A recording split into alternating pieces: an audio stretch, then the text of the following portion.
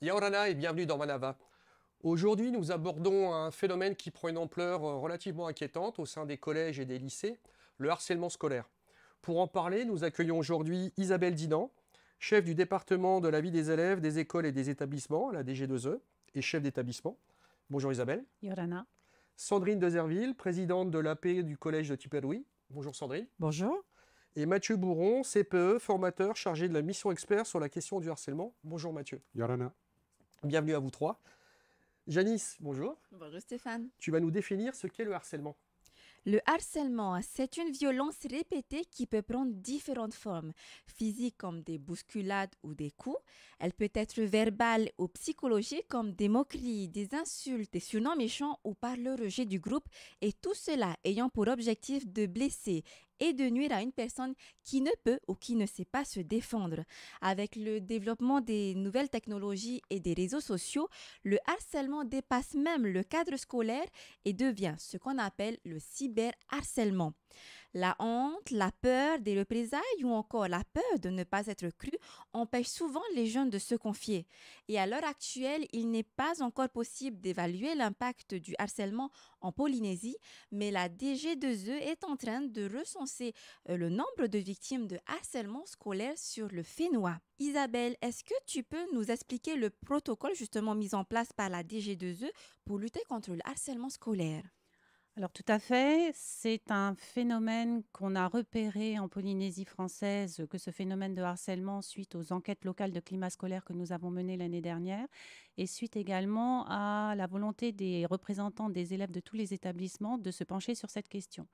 Donc le protocole, il a été mis en place du fait d'un travail collaboratif de tous les acteurs au sein des établissements scolaires. Donc, les chefs d'établissement, les CPE, les assistants sociaux, les infirmières, les psychologues.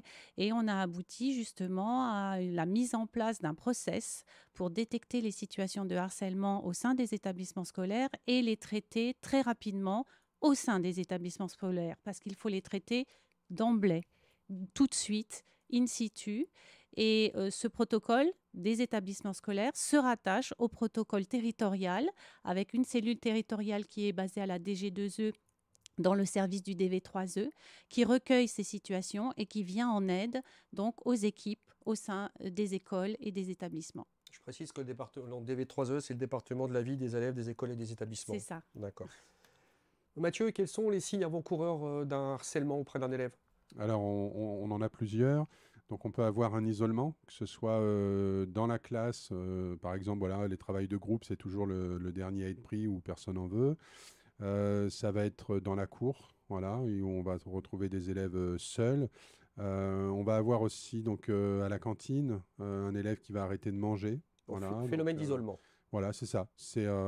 Après, on peut tomber dans la consommation de PACA, d'alcool, parce que c'est un moyen pour eux aussi, aux victimes, d'essayer de s'échapper un petit peu de ce harcèlement. Des notes. Et puis, alors, la chute des notes, ça va être aussi des petites, voilà, des bousculades, des moqueries répétées, des choses comme ça, en fait, nous, on va essayer de ressentir et de voir, en fait. Donc je suppose qu'au sein des G2E, on essaye d'alerter les professeurs sur le fait de rester vigilants à ce genre d'attitude ou de comportement. Tout à fait, hein. Les enseignants sont invités à la plus grande vigilance et à l'écoute de ce qu'on appelle les signaux faibles. Un enfant qui a mal au ventre, un enfant qui ne veut plus venir à l'école, un enfant qui se replie sur lui-même, qui ne dialogue plus, un enfant qui ne veut plus passer au tableau. Tous ces petits signes-là sont des signes qui doivent alerter. Et cette alerte, elle est donnée du fait de l'attitude de l'enfant en classe, mais aussi au sein de sa famille. Donc l'idée aussi, c'est que les parents soient associés à cette vigilance et que les parents fassent remonter tout changement dans l'attitude de leur enfant. Ça, c'est très important. Sandrine, au sein de l'APE, vous abordez ce genre de sujet, j'imagine ? Alors de plus en plus, puisque les élèves sont face à ce harcèlement, ce qui est important aujourd'hui, c'est qu'on informe les parents sur ces signaux faibles. Il y a eu des demandes qui ont été faites auprès de la direction de pouvoir faire une communication institutionnelle rapide, que dans les classes, il y ait des affiches pour que l'enfant lui-même puisse savoir à qui je dois m'adresser, et aussi organiser des cafés de parents pour justement apporter ces premiers gestes du parent Qu'est-ce que je dois faire en tant que parent lorsque mon enfant est harcelé?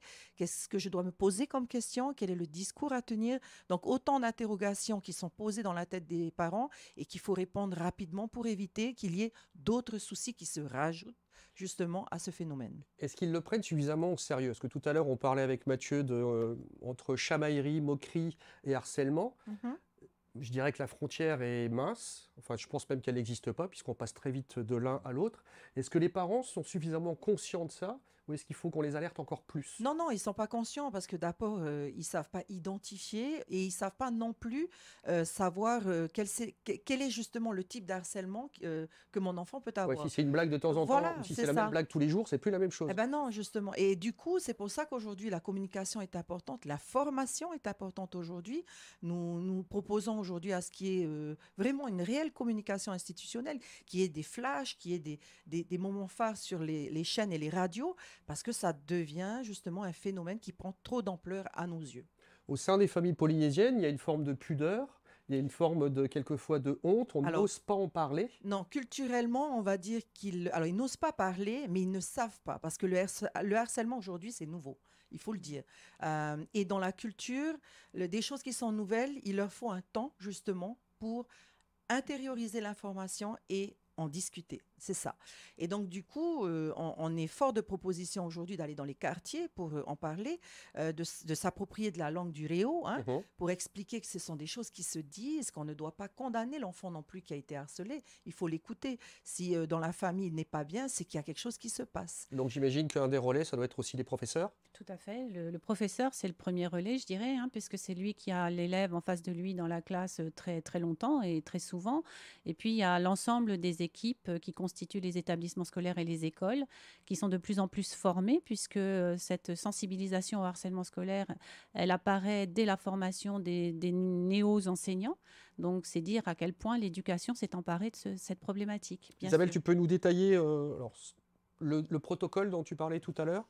Quelles sont les différentes étapes qui peuvent intervenir et qui peuvent alerter et parents et professeurs et peut-être camarades? Oui, camarades, c'est important parce que dans le harcèlement, il y a la victime, il y a les témoins et il y a les harceleurs.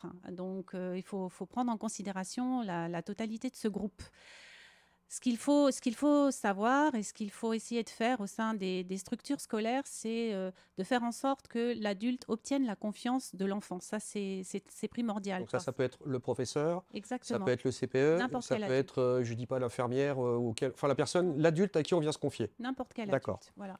Ce sera l'adulte référent qui aura reçu la confidence D'accord. et qui dira tout de suite à l'enfant: tu m'as confié quelque chose, je vais être obligée d'en parler parce qu'on va falloir régler le problème. Donc, ce n'est pas un problème qu'on règle seul.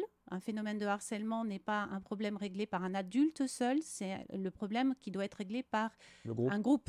Parce qu'il faut prendre en considération les 3 catégories d'élèves dont j'ai parlé tout à l'heure, qui doivent être traitées toutes au même moment. Et à partir de ce moment-là, à partir du moment où on a recueilli la parole de l'enfant, il y a tout un système d'écoute et de prise d'indices et de renseignements qui permettent de définir si on est sur un phénomène de harcèlement ou si on est sur un phénomène de chamaillerie, de brimade, parce que la frontière est très ténue, comme vous l'avez dit tout à l'heure. Et à partir de ce moment-là, lorsqu'on a de fortes présomptions que ce soit du harcèlement, eh bien, on va se rapprocher de la famille parce que la famille doit être associée à la démarche. Et à ce moment-là, lorsque l'établissement prend en charge ce phénomène, il en réfère à la DG2E, à la cellule territoriale qui propose une aide technique, hein, parce que tous les établissements n'ont pas d'assistante sociale, parce que tous les établissements n'ont pas d'infirmière, enfin les établissements du primaire n'ont pas d'infirmière, les établissements du secondaire en ont. Et donc la DG2E propose de renforcer ces équipes avec des spécialistes qui pourront entendre la parole de l'enfant. Et j'imagine que ça doit être traité différemment en fonction du fait que ça soit identifié. Ça peut être au primaire aussi quelquefois. Bien sûr. Donc on peut pas me dire communiquer de la même façon avec des enfants de primaire ou des collégiens ou des lycéens. C'est tout à fait ça. C'est pour ça que la situation elle doit être réglée au sein de la structure scolaire, parce qu'il y a au sein de la structure scolaire les spécialistes qui ont coutume de vivre avec les enfants et de savoir s'approprier la parole de l'enfant et la gérer.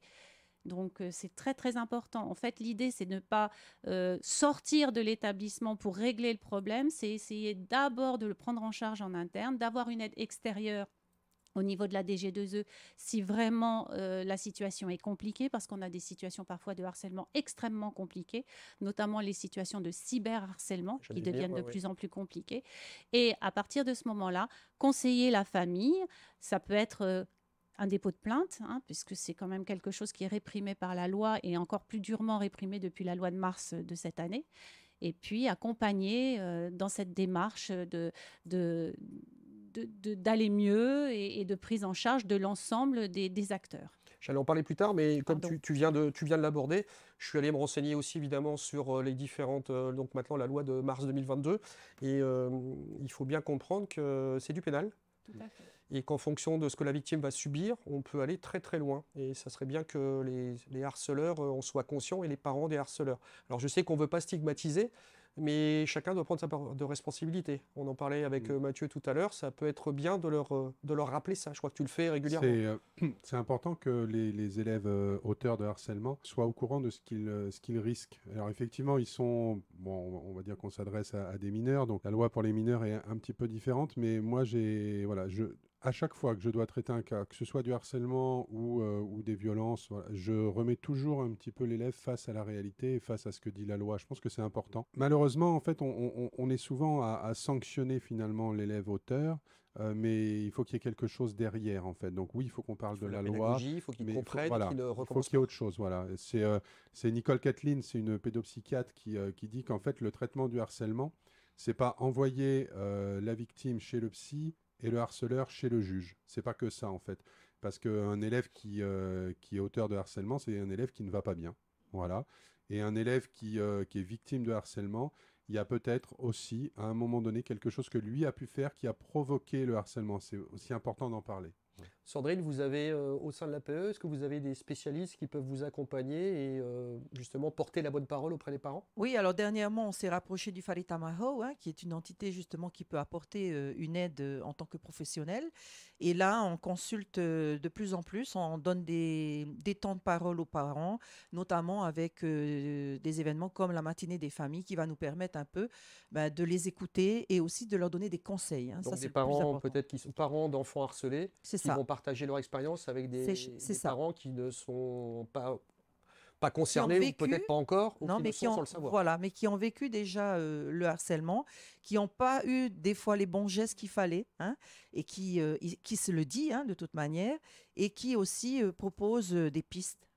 Et puis justement, comme le disait Mathieu, le harceleur est important aussi d'être inclus dans ce groupe parce que les parents ne savent pas quoi faire après. Et ils se condamnent tout seuls et à un moment donné, la parole, elle est coupée.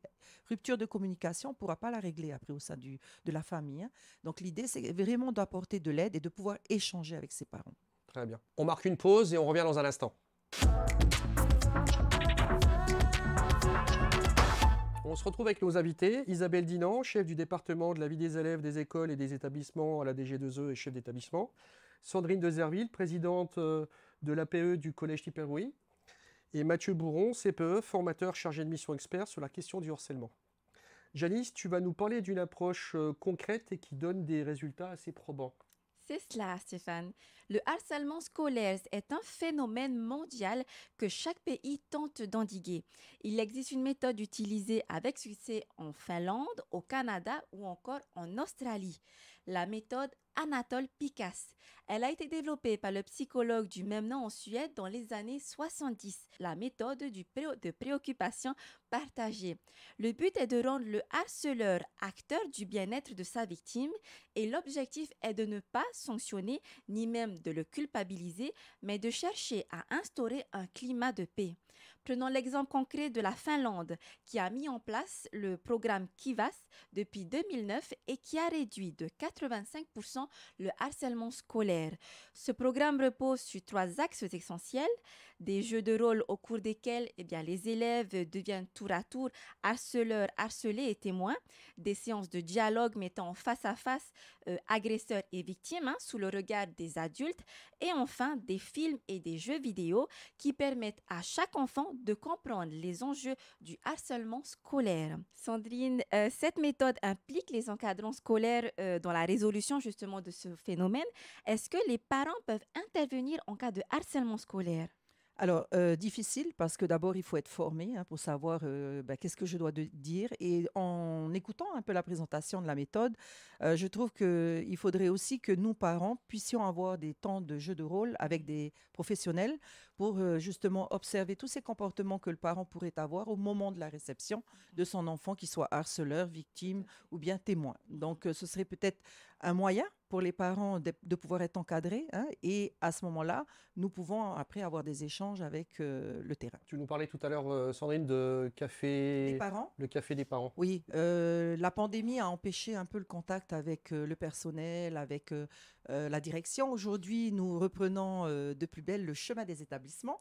Donc, il est temps aujourd'hui de retrouver des repères sociaux et le café des parents est l'une des instances, un dispositif qui va permettre de libérer la parole, bien sûr encadré par un professionnel et de pouvoir échanger avec justement des parents qui ont peut-être vécu aussi la situation. Et après, on peut avoir aussi des journées à thématique. Aujourd'hui, les séminaires d'associations de parents d'élèves est là justement pour aider, pour informer et former justement ces associations de parents d'élèves qui peuvent à ce moment-là être des relais, des médiateurs entre la direction et les enfants, les enseignants. Donc, c'est quelque chose qui est très utile aujourd'hui. Et ça, c'est un modèle que vous avez déjà expérimenté ou vous Oui, le faites depuis, dans plusieurs collèges? Alors, c'est un modèle qu'on expérimente aujourd'hui avec le collège de Tipperary. C'est quelque chose que l'on souhaiterait proposer à la Fédération des associations de parents d'élèves de l'enseignement public, à savoir généraliser le café des parents qui se faisait déjà, mais surtout la matinée des familles aujourd'hui qui est important, où on aura la présence de la direction de l'établissement, un professeur, pourquoi pas, un CPE, et d'avoir ces parents qui vont venir avec bien sûr des thématiques à l'avance préparées. Tout à l'heure, Isabelle, tu mettais l'accent sur, on parlait du harceleur, du harcelé, mais il y a aussi les témoins. Et les gens, je veux dire, qui sont passifs. Ils ont un rôle à jouer aussi dans le fait de pouvoir aider le harcelé. Tout à fait, les témoins ont tout à fait leur rôle à jouer et ils peuvent être des rôles de vigie aussi. Et c'est pour ça que je parlais de confiance en l'adulte tout à l'heure, puisqu'il y a aussi, par le biais du programme qu'on est en train de mettre en place, tout ce pan d'ambassadeurs contre le harcèlement au sein des établissements scolaires, c'est-à-dire que les témoins sont invités justement à se rapprocher de l'adulte et à lui faire part de ce qui se passe de façon à contribuer à la résolution du problème. Ils ont possibilité de le faire, on va dire, discrètement pour pas se retrouver stigmatisés aussi ou conspués ou encore plus agressés à leur tour. Tout à fait. Alors, la situation du témoin, elle est compliquée parce que le témoin, il peut se satisfaire de ne pas être lui-même, je dirais, le harcelé, de harceler par l'intermédiaire du harceleur. Donc, c'est toujours des situations complexes. Complexe, Oui, voilà. Le phénomène de groupe est un phénomène complexe. Donc, il est important aussi que dans toute situation de harcèlement, les témoins puissent être entendus pour apporter aussi leur solution à ce problème. Et donc, quand nous avons réuni les élèves délégués des établissements scolaires, ils ont tout de suite compris l'enjeu de ce phénomène de témoins et l'enjeu d'être des ambassadeurs contre le harcèlement au sein des établissements scolaires. Et ce sont ces élèves, par l'intermédiaire des conseils de vie collégienne ou des conseils de vie lycéenne, qui montent des actions. Justement, on a vu au collège de Tipperary, il n'y a pas très longtemps, le Blue Shirt Day, qui est la lutte contre le harcèlement, mais anglo-saxonne, je dirais, puisque le phénomène en France, ça se passe au mois de novembre régulièrement. Et puis, ils ont proposé des actions pour ces ambassadeurs contre le harcèlement et ont valorisé leur implication, ont voulu vraiment s'impliquer. Et l'idée a été bien reçue. Tout à fait. Tout à fait. Mathieu, tu me donnais un exemple tout à l'heure qui m'a un peu sidéré, mais c'est qu'il y a des harcelés qui vont parler. Et il y a des jeunes gens harcelés qui vont garder la même attitude et ils vont garder ça en eux, justement pour rester au sein du groupe et pour pas être marginalisés. Ça doit être extrêmement difficile pour toi ou pour tout le monde de les identifier là. Alors, ces jeunes-là, alors justement, c'est là où en fait il faut qu'on soit vraiment une grosse équipe autour. Et quand je dis équipe, c'est les parents, bien évidemment. Parce que ces élèves-là vont arriver à l'école à faire illusion. Voilà. Mais il y a forcément à un moment donné, et du coup c'est souvent à la maison que ça va se passer, où l'illusion elle fonctionnera plus. Et c'est là où on a besoin que les parents soient formés. C'est un petit peu ce que tu disais tout à l'heure. C'est souvent on entend cette phrase, oh bah oui, bah, de toute façon c'est des moqueries d'enfants, c'est voilà, ça va passer avec l'âge. Non, il faut que les parents soient informés. Si un enfant commence à s'isoler dans sa chambre, s'il arrête de manger, s'il joue moins, s'il veut plus sortir avec les parents, il y a quelque chose. Il faut à ce moment-là nous alerter. Dans un premier temps, je pense, l'école. Et après, nous, voilà, on va les guider vers les différentes personnes. Voilà. Sandrine, pardon, tout à l'heure, tu disais aussi quelque chose de très intéressant, c'est que faire comprendre aux parents qu'il ne faille pas spécialement s'en prendre au harceleur parce que on est fâché, on a envie de réagir de façon un peu primaire. Oui, c'est ça. Voilà, primaire, c'est le terme. Mais il y a une autre méthode, en fait. Oui, je pense qu'aujourd'hui, il faut qu'on arrive à gérer ses émotions, qu'on arrive d'abord à écouter ce qui s'est passé, apprendre aussi à diagnostiquer, on va dire, par rapport à tous les éléments de langage qui vont être donnés, quelle va être ma réaction par rapport à cette situation. Et puis derrière aussi, c'est la manière dont je vais exprimer ma pensée. Parce que souvent, les parents se sentent attaqués aussi. Oui. Et donc, on a des paroles dures sur le premier contact. Et ça, c'est important aussi que le parent apprenne à renflouer, à réfréner. Il faut laisser passer la première colère. C'est ça, et c'est ensuite, ça. Et c'est pour ça qu'on a besoin à un moment donné aussi d'un temps d'écoute individualisé. Hein, c'est important. Parce que lorsqu'on est en grand groupe pour exposer ce qui s'est passé, il faut avoir pris du temps et avoir pris du recul surtout sur ce qui s'est passé. Il y a le 22 novembre, tu en parlais tout à l'heure, donc il y a la journée nationale de lutte contre le harcèlement. Il va y avoir des opérations mises en place sur la Polynésie, dans ce sens-là? Tout à fait. Il y a des opérations qui vont vraisemblablement être mises en place au sein des établissements scolaires. C'est ce que Madame la ministre de l'Éducation souhaite, puisqu'elle a fait du harcèlement cette année un des axes prioritaires avec le bien-être des élèves au sein des établissements scolaires. Donc oui, il va y avoir vraisemblablement des concours qui vont se mettre en place, des journées spécifiques qui vont se mettre en place. Mais il faut savoir que la lutte contre le harcèlement, c'est toute l'année, pendant tout le cursus des élèves. Parce qu'on a des séances de sensibilisation qui sont menées au sein des établissements scolaires par nos partenaires et par les enseignants, je dirais, de la maternelle jusqu'au lycée. Donc, il y a des parcours comme ça qui amènent l'enfant petit à petit à mieux appréhender ces phénomènes, à mieux les connaître, que ce soit du harcèlement ou du cyberharcèlement. Donc, c'est extrêmement important et ça donne lieu tous les ans au concours non au harcèlement, qui est un concours qui existe en métropole depuis plusieurs années et dont on espère qu'il y aura une petite variante polynésienne qu'on essaye de mettre en place avec la métropole et qu'on va proposer aux établissements scolaires. J'ai vu qu'en métropole, il existait un numéro d'appel. Oui. Est-ce qu'il existe aussi en Polynésie? Alors, le numéro d'appel de métropole, c'est un numéro qui est tenu par une association et qui existe 24 heures sur 24. Nous n'avons pas cette chance en Polynésie d'avoir un numéro comme celui-là. Nous travaillons justement à essayer de le mettre en place. Voilà, quelque chose comme ça. Pour l'instant, il existe un numéro vert qui arrive directement à la cellule harcèlement de la DG2E, qui est le 40 46 29 29. Mais qui n'est pas un numéro que l'on doit appeler tout de suite, puisque j'ai dit tout à l'heure que la première étape, c'est l'établissement scolaire ou l'école. C'est vraiment le numéro qu'on doit appeler lorsque on a éliminé l'une des étapes, les étapes les unes après les autres. Voilà. Ça, c'est au sein de l'établissement. Oui. Et si on a une bonne relation, ce que je souhaite à l'ensemble des enfants avec leurs parents, être capable de dire à ses parents, j'ai un problème, quoi. Là, ça va pas. C'est ça. Nous, en tant qu'APE, nous restons vigilants, c'est-à-dire qu'on présente en début d'année un protocole, c'est-à-dire que si vous avez un souci, vous nous contactez par mail, vous nous envoyez un mail et après, en toute confidentialité, on les accompagne.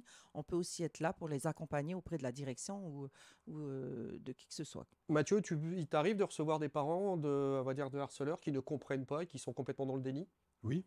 Oui, c'est parce que c'est ce qu'on disait tout à l'heure, c'est pour ces parents-là, malheureusement, non, mais c'est des histoires d'enfants et ça va se passer. Moi, quand j'étais à l'école, j'ai subi la même chose. C'est pas pour ça que maintenant, voilà. Ah ouais, la grande phrase, je suis passé par là, j'en suis pas mort et ça te va te forger. C'est ça. Parce qu'il y a Donc, plus non, il y a des et donc je pense, enfin, pour en revenir à ce que tu disais, je pense que c'est important à ce moment-là, justement, de rappeler aussi aux parents ce que dit la loi en fait, et que c'est pas rien. Le fait d'harceler, le fait d'insulter quelqu'un tous les jours, le fait de pousser quelqu'un tous les jours, c'est pas rien, voilà, et on a des victimes en face. Et la loi protège les victimes. Donc à un moment donné, il faut être bien le dire, quoi. Si je peux juste me permettre, Bien sûr. parce qu'on a beaucoup parlé de harcèlement, il y a le cyberharcèlement. Et quand on parle des parents, voilà, moi je voudrais juste, si je peux apporter un petit conseil aux parents, c'est souvent en fait la première réaction des parents quand l'enfant arrive à leur dire je suis harcelé sur les réseaux sociaux, c'est de couper les réseaux sociaux à l'enfant. Et en fait, c'est pas une bonne chose de faire ça parce Tu le marginalises encore plus. voilà, c'est un, on le marginalise, et deux, en fait, alors c'est un paradoxe, mais l'enfant qui est harcelé, qui est victime, a quand même ce besoin de savoir ce qui est dit sur lui. Et si on lui coupe les réseaux sociaux, il va perdre en fait ça, et ça va faire qu'empirer les choses. Donc je pense que c'est d'abord une éducation aux médias, donc effectivement, comme peuvent le faire les associations de parents, c'est cette éducation-là. C'est pourquoi je ne peux pas avoir un réseau social avant tel âge, comment je fais pour protéger mes comptes, voilà. Et c'est à ce moment-là, je pense qu'on va arriver petit à petit à régler ces problèmes. Isabelle, Sandrine et Mathieu, merci pour vos éclairages sur un sujet compliqué, mais je vois que tout le monde essaye de faire avancer les choses. En conclusion, on va dire qu'il faut communiquer, se poser, et qu'il y a il y a un protocole qui est mis en place et qu'il faut essayer de le suivre et on pourra s'en sortir, mais vers le haut. Et collectivement. Et collectivement. Il faut libérer la parole. Merci. Libérons la parole, voilà. Merci à vous trois. Merci à vous. Janice, quel est le programme TV de ce soir sur TNTV? Alors ce soir sur TNTV, retrouvez à 19h votre magazine de 0 à 100 km. À 19h20, votre documentaire Initiative Fénois, le doc, avec des hôtels de plus en plus durables. Et enfin, à 19h50, le meilleur pâtissier avec de petites frayeurs sous la tente. Merci Janice. Bon après-midi sur TNTV et à demain.